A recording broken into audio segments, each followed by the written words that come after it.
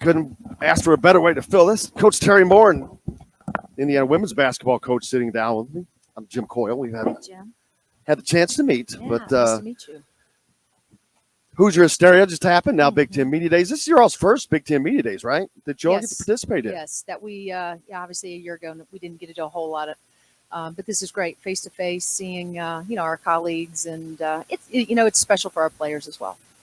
Yeah, I mean, we're used to doing this, but it's like the official start of the season, and you get to go around and do all this stuff, and it kind of wakes you up. Of course, but you guys have been doing things for months, right? So you don't need to woke up. But Hoosier Hysteria was the greeting.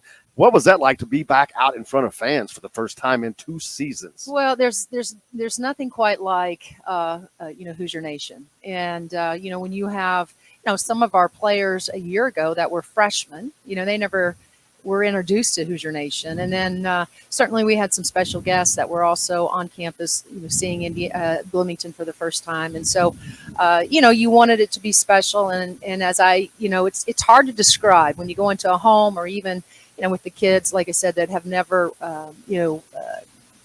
been in Simon Scott Assembly Hall with fans, what it's like, the energy level.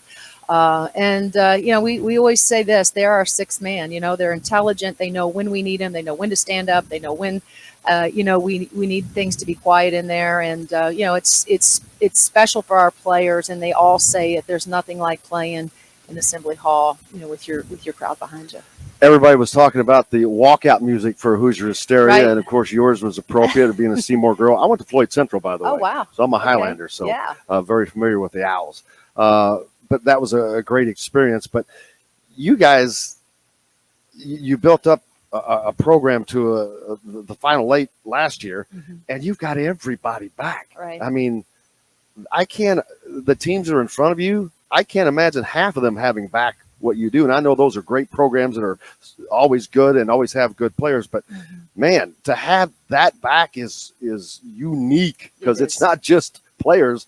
It's really good players. Right. Yeah, it is unique and it's special. And, we don't waste a day with that group. And it's sort of bittersweet as their coach, right? Because, what COVID, as challenging as it was, what it did give us, I guess the silver lining was another year with these guys. And, it's bittersweet just to think every day I walk in, that this is my last year for sure with Allie Patberg, Are you sure?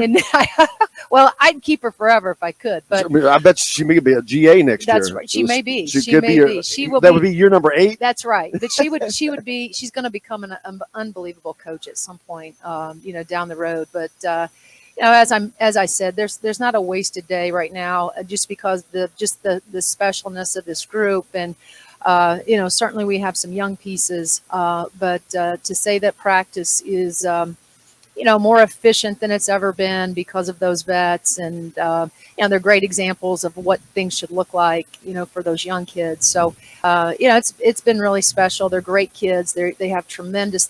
Their chemistry is off the charts. So I hope for them. I really do that. We can not just have a do-over for what we did last year, but make that next step. I know Coach Jeff Waltz from Sure. living down there. Right.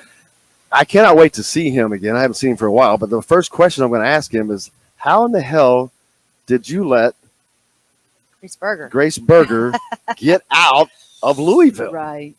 Well, because for 2 years I've been saying I think that she is going to go down as the best player in Indiana women's basketball history. Not the greatest scorer. I think she is the best player. She is a baller, and I don't mean a girl baller. She's just a baller. She is. She's really good. And if you have an opportunity to watch us in practice, even against her peers, I mean, you can just tell she's a whole nother level. We're obviously fortunate. We have to battle with the Louisvilles and, some really good programs. And, Grace has a little bit of history. I think she had a grandmother that went to Indiana back in the day. Grace herself was born in New Albany. So it's not like she's she's a native. She's really a Hoosier, but, Didn't know that. So that's a piece.